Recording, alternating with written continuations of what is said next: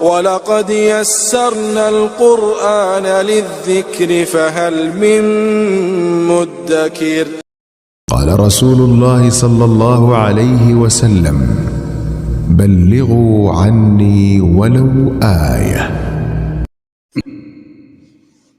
نحمده ونصلي على رسوله الكريم.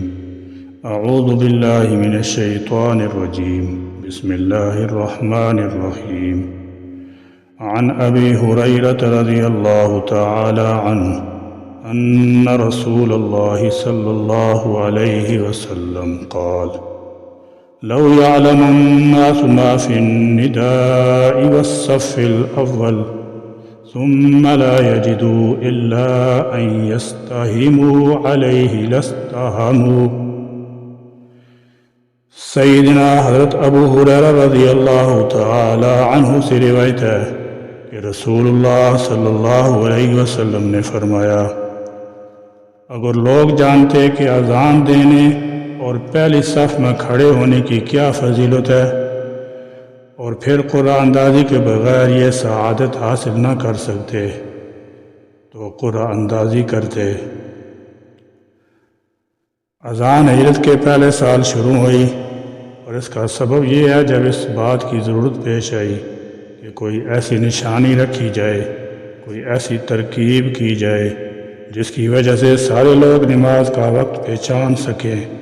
تو مسلمانوں نے آپس میں صلاح و مشورہ کیا تو رات کو سیدنا حضرت عبداللہ بن زید رضی اللہ تعالی عنہما نے خواب میں ایک آدمی کو دیکھا جس نے گھنٹی اٹھائی ہوئی تھی۔ تو حضرت عبداللہ بن زید رضی اللہ تعالی عنہما نے اس آدمی کو کہا: یہ گھنٹی مجھے بیچ دو۔ تو اس آدمی نے کہا: آپ اس کا کیا کرو گے؟ تو حضرت عبداللہ رضی اللہ تعالی عنہ نے کہا: ہم اس کے ذریعے لوگوں کو نماز کی طرف بلائیں گے۔ اس پر اس آدمی نے کہا کہ میں آپ کو اس سے بہتر چیز کی طرف رہنمائی نہ کروں؟ سیدنا حضرت عبداللہ رضی اللہ تعالی عنہ نے کہا: کیوں نہیں؟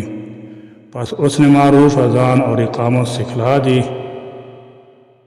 حضرت عبداللہ رضی اللہ تعالی عنہ نے فرمایا: جب صبح ہوئی تو میں رسول اللہ صلی اللہ علیہ وسلم کے پاس آیا اور جو میں نے دیکھا تھا اس کی خبر کر دی۔ رسول اللہ صلی اللہ علیہ وسلم نے فرمایا: بے شک وہ سچا خواب ہے، پس بلال کے ساتھ کھڑا ہو جا اور اسے یہ کلمات سکھا، بے شک وہ تجھ سے زیادہ بلند آواز والا ہے۔ اذان کی حکمت: نماز کے وقت داخل ہونے کا اور اس کی جماعت کی جگہ کا اعلان کرنا، جماعت کی نماز پر ابھارنا، غفلت کرنے والوں کو تنبیہ کرنا، بھولے ہوئوں کو نماز کی ادائیگی یاد دلانا، جو اللہ سبحانہ و تعالی کی نعمتوں میں سب سے بڑی نعمت ہے۔ اذان لغت میں خبر دینے کو کہتے ہیں اور اصطلاح شریعت میں چند مخصوص اوقات میں نماز کی خبر دینے کے لیے چند مخصوص الفاظ کے دہرانے کو اذان کہا جاتا ہے۔ ہر نماز کا وقت آنے پر نماز کے لیے ایک خاص قسم کا اعلان کیا جاتا ہے تاکہ نمازی آدمی مسجد میں آ کر نماز پڑھنے کی تیاری کریں، اسے اذان کہتے ہیں۔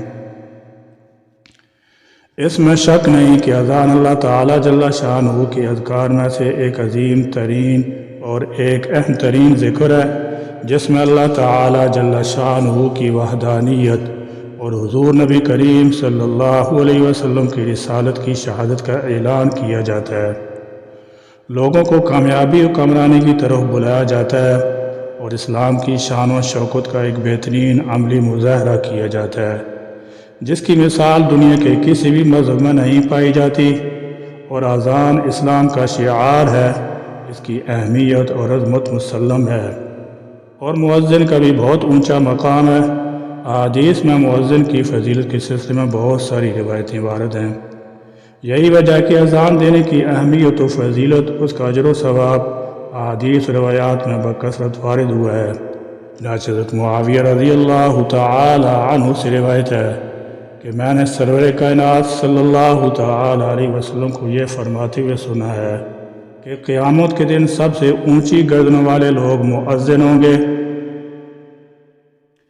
اسلامی تعلیمات میں اذان دینے کی بہت زیادہ فضیلت بیان کی گئی ہے اور اس کام کے لیے بہت زیادہ اجر ثواب کی بشارت دی گئی ہے۔ حضرت ابو سعید خدری رضی اللہ تعالی عنہ سے روایت ہے کہ رسول اللہ صلی اللہ تعالی علیہ وسلم نے ارشاد فرمایا کہ مؤذن کی انتہائی آواز کو جو بھی سنتا ہے، خواہ انسان ہو یا جن یا کوئی اور بھی چیز ہو، تو وہ سب قیامت کے دن اس کے ایمان کی گواہی دیں گے۔ سیدنا حضرت ابو ہریرہ رضی اللہ تعالی عنہ سے روایت ہے کہ رحمت کائنات صلی اللہ تعالی علیہ وسلم نے ارشاد فرمایا کہ اذان دینے والے کی بخشش اس کی آواز کی انتہا کے مطابق کی جاتی ہے۔ ہر خشک تر چیز نماز میں آنے والے آدمی اس کے ایمان کے گواہ ہو جاتی ہیں۔ 25 نمازوں کا ثواب اس کے زائد اعمال میں اس کے لیے لکھا جاتا ہے، اور ایک سے دوسری نماز کے درمیان اس سے جو گناہ سرزد ہو جاتے ہیں وہ معاف کر دیے جاتے ہیں۔ سیدنا حضرت عمر رضی اللہ تعالی عنہ سے مروی ہے کہ حضور اقدس صلی اللہ علیہ وسلم نے ارشاد فرمایا کہ جب مؤذن اللہ اکبر کہے تو تم میں سے بھی ہر شخص اللہ اکبر کہے۔ پھر جب مؤذن اشہد ان لا الہ الا اللہ کہے تو تم میں سے بھی ہر شخص اشہد ان لا الہ الا اللہ کہے۔ پھر جب مؤذن اشہد ان محمد الرسول اللہ کہے تو تم میں سے بھی ہر شخص اشہد ان محمد الرسول اللہ کہے۔ پھر جب مؤذن حی علی الصلاۃ کہے تو تم میں سے ہر شخص لا حول ولا قوت الا باللہ کہے۔ پھر جب مؤذن حی علی الفلاح کہے تو تم میں سے ہر شخص لا حول ولا قوت الا باللہ کہے۔ پھر جب مؤذن اللہ اکبر کہے تو تم میں سے بھی ایک شخص اللہ اکبر کہے۔ پھر جب مؤذن لا الہ الا اللہ کہے تو تم میں سے بھی ہر شخص لا الہ الا اللہ کہے۔ پس جس نے اذان کے کلمات کے جواب میں یہ کلمات صدق دل سے کہے تو وہ جنت میں داخل ہوگا۔ حضرت عبداللہ بن عمر بن العاص رضی اللہ تعالی عنہما سے روایت ہے کہ سرکار دو عالم صلی اللہ تعالی علیہ وسلم نے ارشاد فرمایا کہ جب تم مؤذن کی آواز سنو تو اس کے الفاظ کو دہراؤ، پھر اذان کے بعد مجھ پر درود بھیجو، کیونکہ جو شخص ایک مرتبہ مجھ پر درود بھیجتا ہے اللہ تعالی جل شانہ اس کے بدلے میں 10 مرتبہ اس پر رحمت نازل فرماتا ہے۔ پھر مجھ پر درود بھیج کر میرے لیے اللہ تعالیٰ کے وسیلے سے دعا کرو۔ وسیلہ جنت کا ایک اعلیٰ درجہ ہے جو اللہ تعالیٰ کے بندوں میں سے ایک بندے کو ملے گا، اور مجھ کو امید ہے کہ وہ خاص بندہ میں ہی ہوں۔ لہذا جو شخص میرے لیے وسیلہ کی دعا کرے گا قیامت کے دن اس کی سفارش مجھ پر ضروری ہو جائے گی۔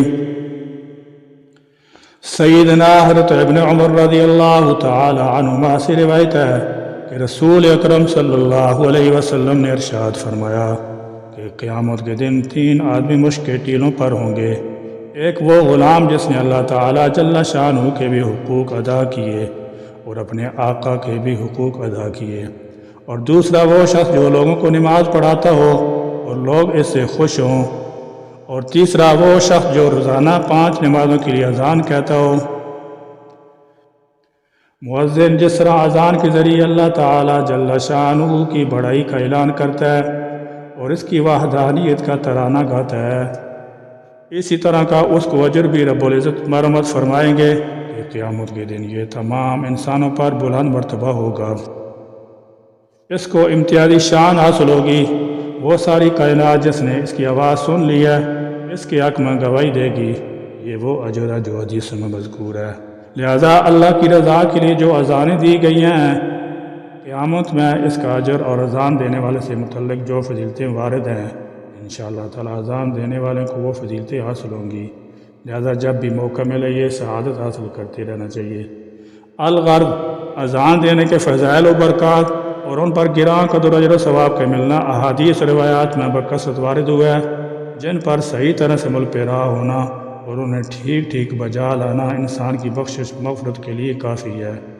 خوش نصیب ہیں وہ لوگ جو اندھیروں میں جا کر مسجدوں کو آباد کرتے ہیں، ان میں کلام پاک کی تلاوت کرتے ہیں، اللہ تعالی جل شانہ کا ذکر اور اس کی تسبیحات کرتے ہیں، اور لوگوں کو اللہ تعالیٰ جل شانہ کا منادی بن کر روزانہ صبح اور شام 5 مرتبہ نماز کی طرف اور کامیابی و کامرانی کی طرف آنے کی دعوت دیتے ہیں۔